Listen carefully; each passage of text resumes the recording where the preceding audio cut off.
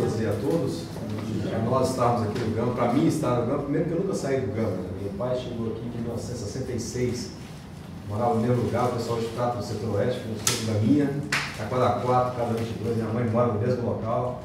Então, para mim, meus filhos nasceram aqui, minha esposa do Gama, minha mãe trabalhou no Hospital do Gama, aposentou-se aí. Meu pai foi um dos fundadores de todas as lojas maçônicas aqui do Gama e construiu, ajudou a construir. Então, era conhecido como o seu Maia, talvez algumas pessoas não tenham conhecido. Meu nome é Ovidio Maia Filho. Então, o Gama, para mim, é a minha casa. Eu venho aqui constantemente e minha família mora aqui. Eu tenho um amor pelo Gama incondicional. Eu sou daquela frase que realmente quem ama realmente mora no Gama. Eu nunca saí do Gama. Mas, como o presidente Irã comentou, o Secov faz um trabalho, e os Secovs do Brasil, que é importante entender, o sindicato, nós temos que nos unirmos. Nós temos aí as unidades das federações, dos estados do Brasil, mais o Distrito Federal. A partir do momento que nós entendemos que, em conjunto, nós podemos trabalhar para criarmos um ambiente seguro, um ambiente com a legislação sólida, para que seja bom, para quem compra, para quem vende, para a sociedade como um todo, para os órgãos fiscalizadores, enfim, não existe negócio excelente. A coisa tem que ser boa. Eu sempre penso assim na hora que eu vou fazer a venda de imóvel, porque eu sou corretor de imóveis, com muito prazer. Eu acho que o negócio tem que ser bom. Eu não vislumbro nada da vida excepcional. Se tiver algo excepcional, alguém está perdendo. E os Secovs do Brasil, para vocês terem uma ideia, em 1900, lá antes, quando criou-se a grande instabilidade da relação de locador, de proprietário de imóveis e inquilinos, em 1991, quando foi instituída a Lei 8.245 de 91, ela foi trabalhada pelos Secovs do Brasil. E poucas pessoas sabem disso. Quem regulou o mercado foi o Sindicato das Empresas. E isso, numa determinada palestra lá, foi falar com o ministro na época, falou: você só vem aqui reclamar porque você reclama que o mercado está ruim, porque não tem imóvel para alugar, porque ninguém consegue tirar o inquilino do imóvel, porque antigamente a pessoa entrava no imóvel, parecia o mercado japonês. Eu acho que poucos aqui sabem que lá no Japão, se você alugar um imóvel, você esquece. É a legislação de lá. Você tem um imóvel para moradia e você comprou um imóvel para locação, ele é investimento. Você não vai pedir ele nunca mais, a não ser que o inquilino saia e você alugar para outro. Não existe essa prerrogativa. Então nós tínhamos essa insegurança nessa relação. E os Secovs do Brasil, e aí o mérito muito grande do Hubert Gebara, do Secov de São Paulo, uma pessoa, uma dedicação ímpar no mercado, juntamente com a PAD do Rio de Janeiro, criou a famosa lei do inquilinado, a 8.245 de 91. Então, instituiu isso aí. E foi um trabalho muito bom também, feito na época do ministro Bernardo Cabral, que deu esse acompanhamento. Depois, em 2009, nós tínhamos algumas alterações, passados 18 anos, algumas alterações na lei do inquilinato, do qual o Secov do Distrito Federal trabalhou ativamente nesse processo. Nós trabalhamos 2 anos e 7 meses na adequação da lei 12.112, no qual nós aperfeiçoamos 10 artigos, que na realidade eram 14 artigos. Nós participamos diretamente desse processo 2 anos e 6 meses. Tive o privilégio de, no momento final, de negociar, trabalhar todos os processos no Senado e na Câmara, e fechamos um acordo na época. A presidente da Casa Civil, que era da Casa Civil, era a presidente Dilma Rousseff, e fechamos um acordo lá. Isso era mais ou menos 1h da manhã, e o presidente Lula mandou que se publicasse a lei, porque uma coisa há de ser dita, independente da, como disse o Mauro agora há pouco, ninguém está fazendo propaganda política.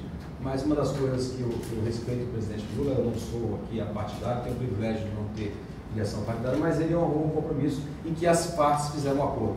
Os inquilinos e os proprietários, chegamos a um consenso. Então criamos a lei 12.112, que veio dar a estabilidade e algumas questões. Nós criamos também, posteriormente, senhores, a lei do Build Suit.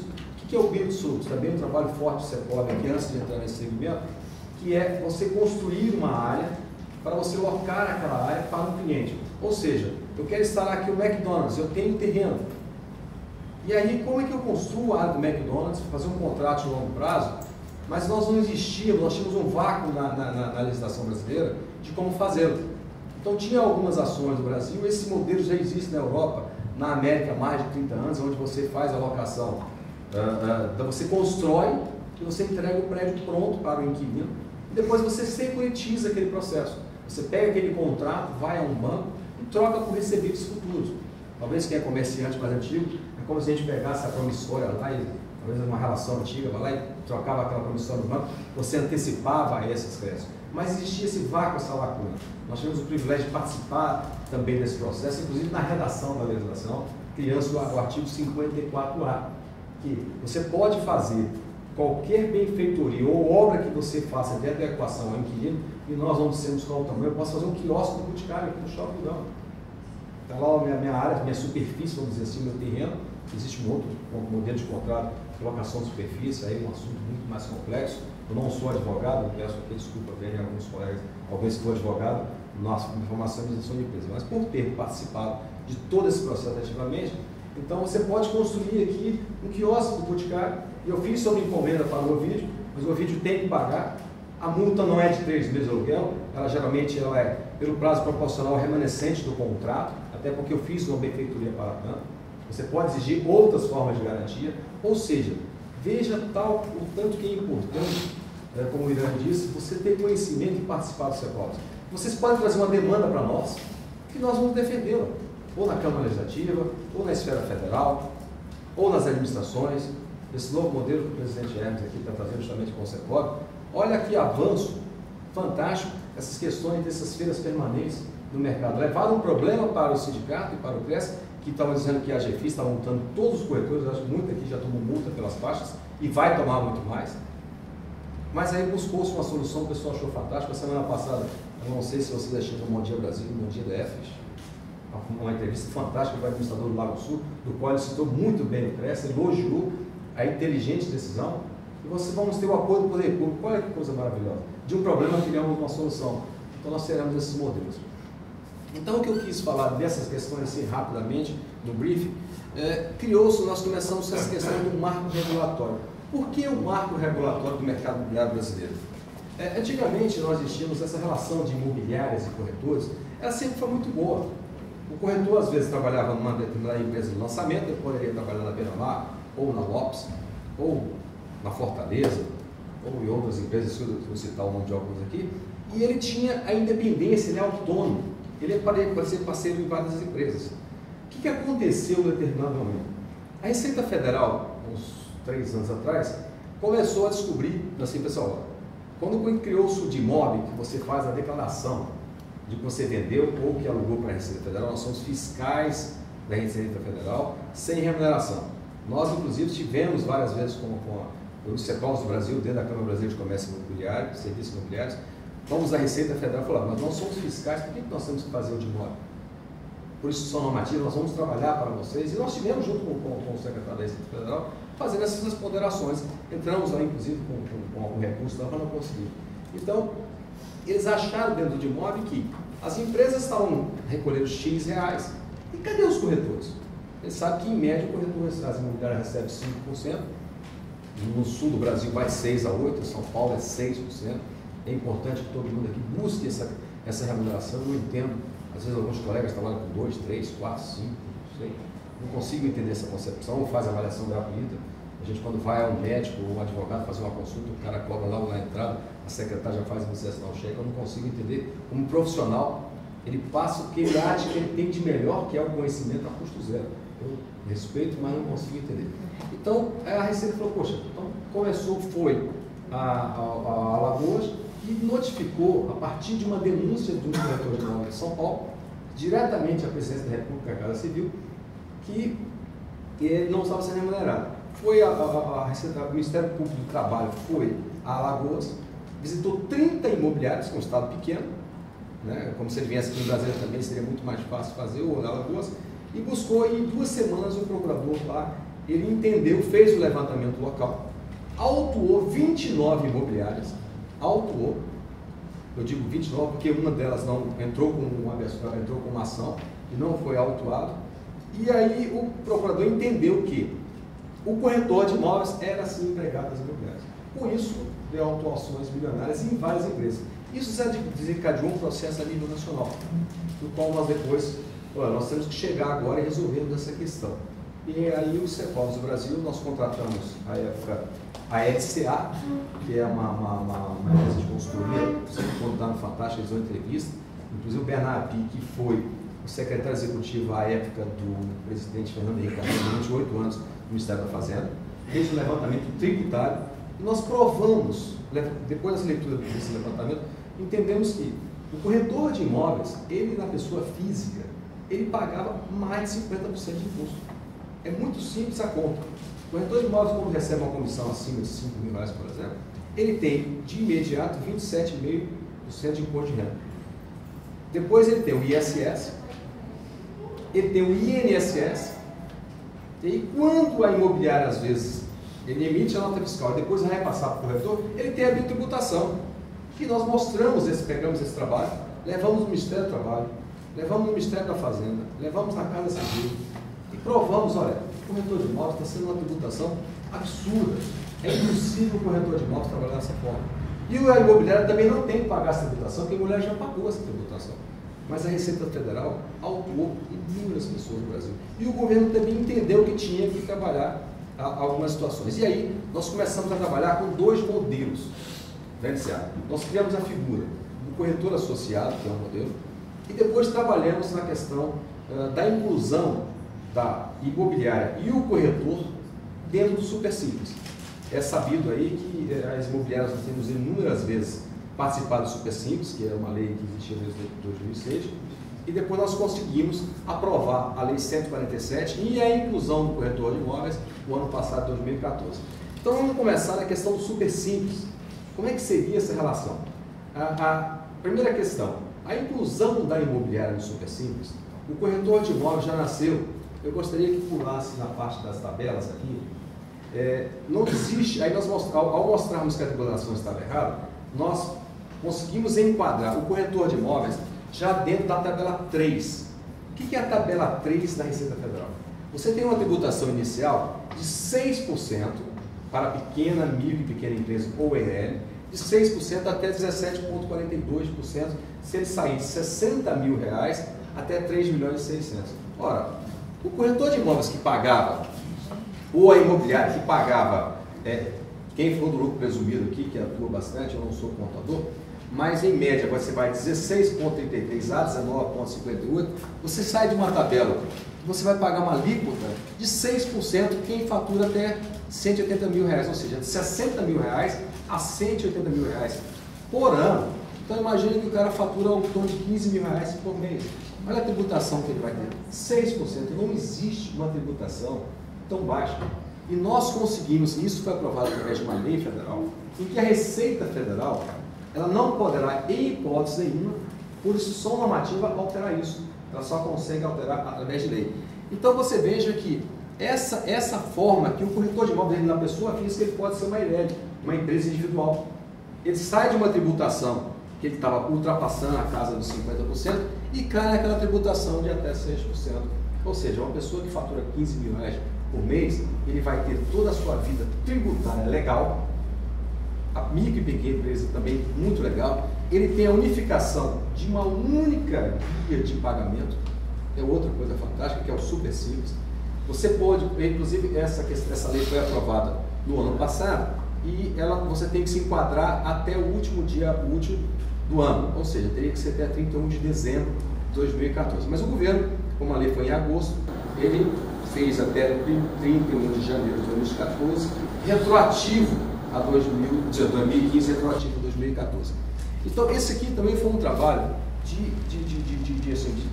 muito forte, tanto que no momento da aprovação da lei, das 140 profissões da universalização que foi criada, 4 atividades já nasceram com as suas regras estabelecidas.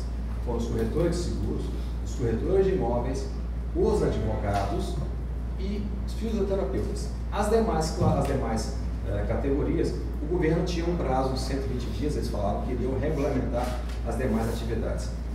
Agora, é importante saber que essa tabela, ela é para a intermediação. O que é intermediação? É a compra e venda de imóveis. É a intermediação que o Irã disse muito bem aqui, por exemplo, que nós começamos a fazer no setor lá em Brasília, e eu acho que é importante participar. Você fez a alocação do imóvel, você recebe uma taxa de administração de 10% pela administração. Mas eu cobrei 50% do primeiro aluguel, ou um aluguel. Isso é taxa de intermediação. Ela não entra na outra tabela. Porque a administração de imóveis, ela entra na tabela 5. E aí é importante vocês consultarem muito bem os seus contadores, porque a tabela 5, para determinadas empresas, ela é pior do que o lucro presumido.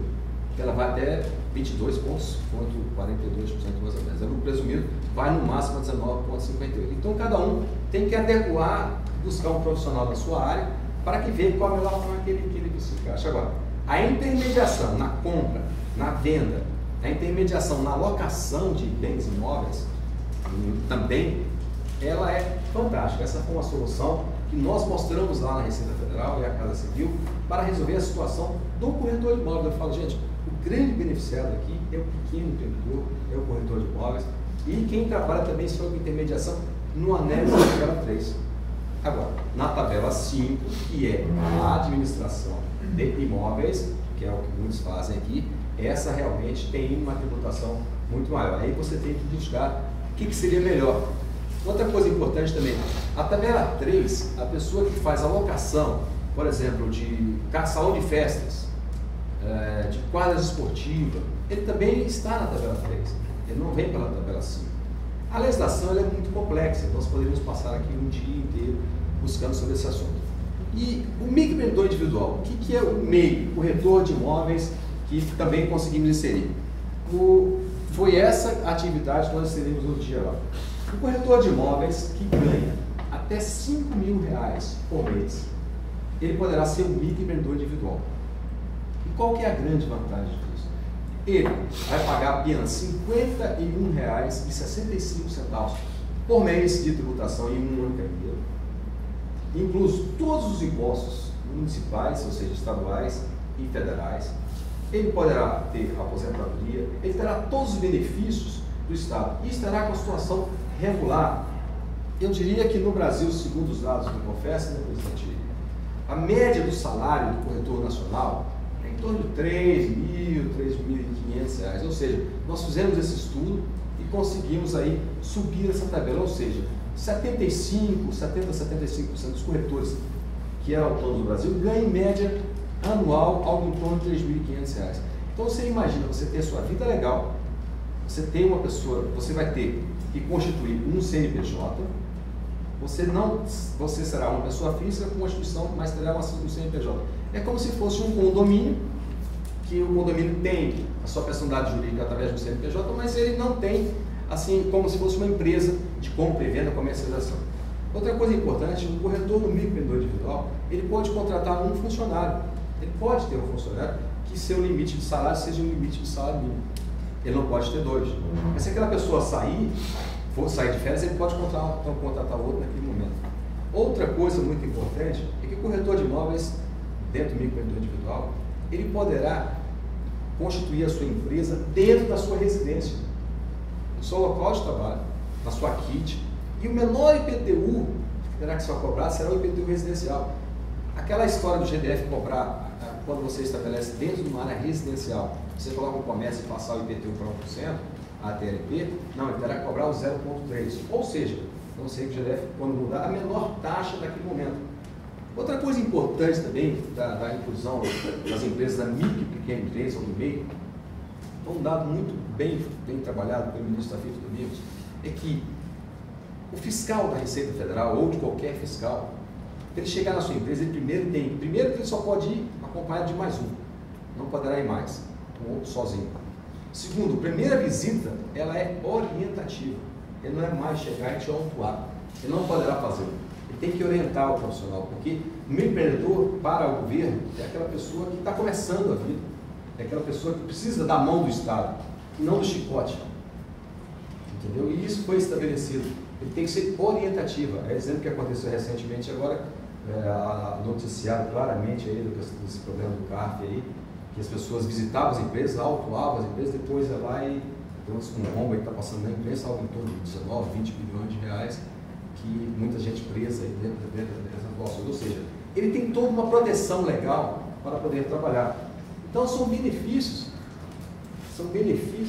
em que a empresa tem. Essa foi a questão do Super Simples. E depois nós criamos a figura do corretor associado.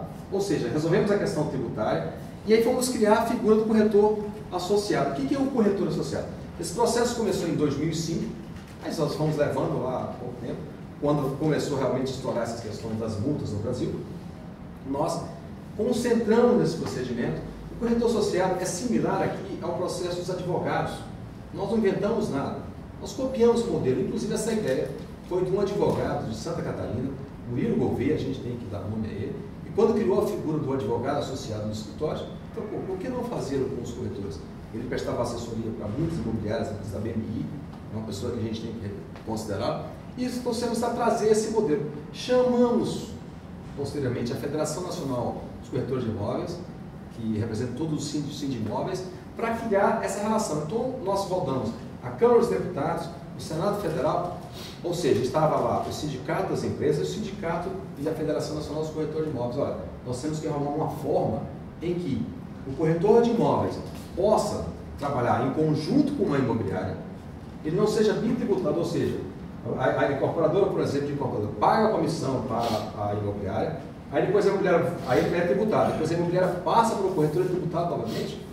Não, então esse corretor, enquanto ele vai se associar a uma ou mais imobiliárias, ele é autônomo, ele é independente, não mudou. O que nós buscamos foi só uma relação, ou seja, um arcabouço, ao guarda-chuva da segurança jurídica. Ele vai poder trabalhar para a Fortaleza, para a Beira-Mar, para inúmeras empresas, sem problema nenhum, mas que ele não tem vínculo empregatício, ele não tem a bitributação, ele tem autonomia e independência do seu negócio. Agora ele responde às fiscalizações, ele responde ao Código Civil, ou seja, ele tem obrigações no Código Civil de 2002, que ele tem direitos e obrigações. Ele é responsável pelos atos e é obrigado a informar todos os clientes da negociação. Ou seja, nós resolvemos a questão. O corretor emite a nota fiscal, a imobiliária emite a nota fiscal dela. Resolvemos assim, mais ou menos como se fosse a figura da comissão apartada. Acho que muita gente talvez conheça esse processo.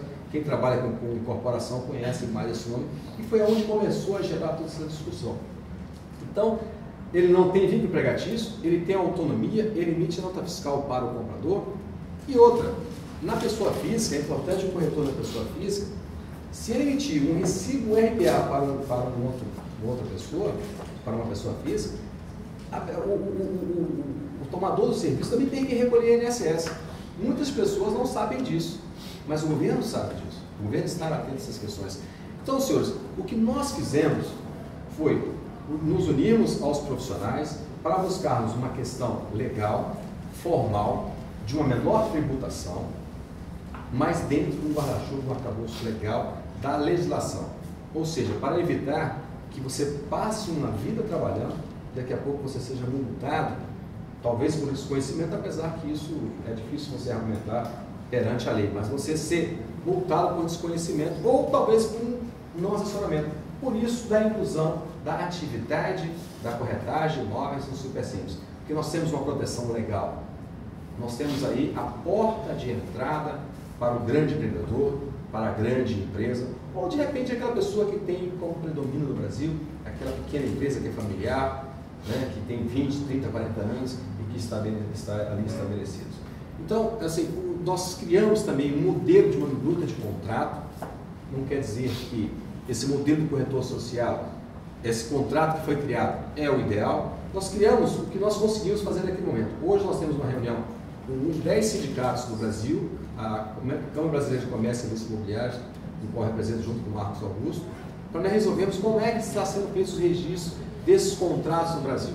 Porque essa relação entre a empresa e o corretor tem que ser feito um contrato, o mesmo tem que ser registrado no Sindimóveis, para dar publicidade ao ato, que protege as duas partes. Você tem autonomia e independência. Eu posso fazer com a minha empresa, ele pode fazer mais um contrato com a outra empresa.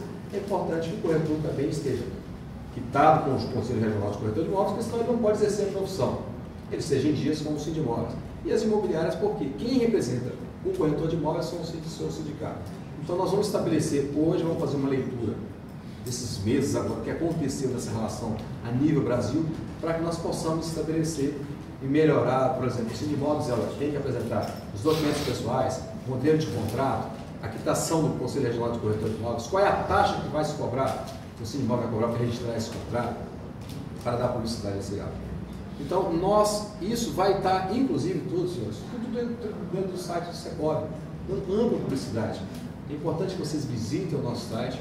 Esse assunto é um assunto complexo, é um assunto que nós poderíamos passar aqui um dia inteiro debatendo. Eu fiz aqui só um brief rapidamente. É importante que vocês estejam assessorados de um bom contador, busque assessoria jurídica de um seu advogado, que eu acho que todo mundo tem aqui, mas que busque também as consultas ao Secora. Nós temos lá essa área que o Mirandinha também, tem alguma consulta, talvez a gente não vai entrar na forma de cada empresa tem que atuar, de cada corretor tem que atuar. Nós criamos as ferramentas e vocês estarão utilizadas. É isso aí, eu agradeço a presença de todos. Muito obrigado.